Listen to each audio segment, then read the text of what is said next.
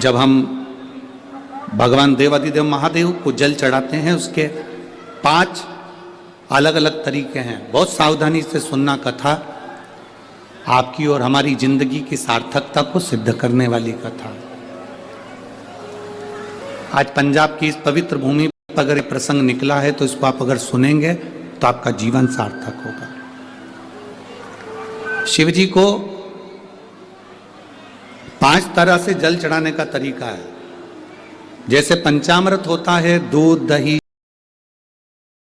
ये सब पंचामृत के अंतर्गत आते हैं, उसी तरह शंकर जी को 5 तरह से जल चढ़ाने का क्रम वर्णित किया गया। अब उसको समझेंगे, बहुत सावधानी से समझिएगा। पहला, जल लेकर आए, सीधे डायरेक्ट शंकर भगवान के शिवलिंग पर चढ़ा दिया। ये प्रथम जल का चढ़ाने का तरीका। दूसरा, जहां से पानी बहकर जाता है, जहां से जल बहकर जा रहा है, उसके ठीक विपरीत जल उत्तर में जा रहा है। आप दक्षिण में खड़े होंगे और दक्षिण में खड़े होकर उत्तर की ओर मुख करेंगे और शिव जी को जल समर्पित करेंगे। ये रोग मुक्ति करने वाला है और हमारे रोग पर हमें विजय प्रदान करने वाला। ये जल चढ़ाने का तरीका। एक, सीधे मंदिर में गए, लोटा भरकर जल उठाया, शिव जी को चढ़ा दिया।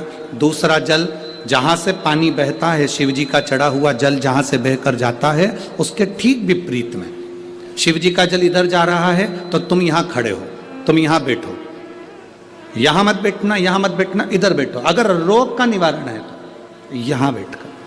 तीसरा, अशोक सुंदरी से जल चढ़ाते चढ़ाते शिवलिंग तक लेकर जाना और शंकर भगवान के शिवलिंग पर पूर्ण जल समर्पित करना। ये तीसरा तरीका। ये कार्य सिद्धता के लिए। हम जब किसी से आस ना लगाकर परमात्मा से विनती करते हैं तो वो विनती करने का तरीका। तीसरा। चौथा, शिव जी पे चढ़ा हुआ जल 5 जगह पर समर्पित करना। गणेश जी, कार्तिकेय, अशोक सुंदरी, शिवलिंग और जलाधारी। ये चौथा क्रम है। जब शिव जी को हम जो जल चढ़ाते हैं, उसका एक तरीका भी हमारी जिंदगी में अगर हमने उसको स्मरण में रख लिया तो हमारी कार्य की सिद्धता को सिद्ध कर देता, हमें सफलता की चल जाता है। सीधे जल चढ़ाना, दक्षिण में बैठकर उत्तर की ओर मुख कर कर जल चढ़ाना, अशोक सुंदरी से लेकर शिवलिंग तक जल चढ़ाना, 5 स्थान पर गणेश के, अशोक सुंदरी, जलाधारी, शिवलिंग पर जल चढ़ाना 5 स्थान पर।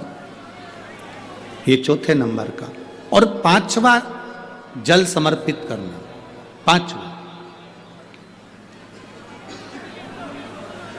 5वें नंबर का जल।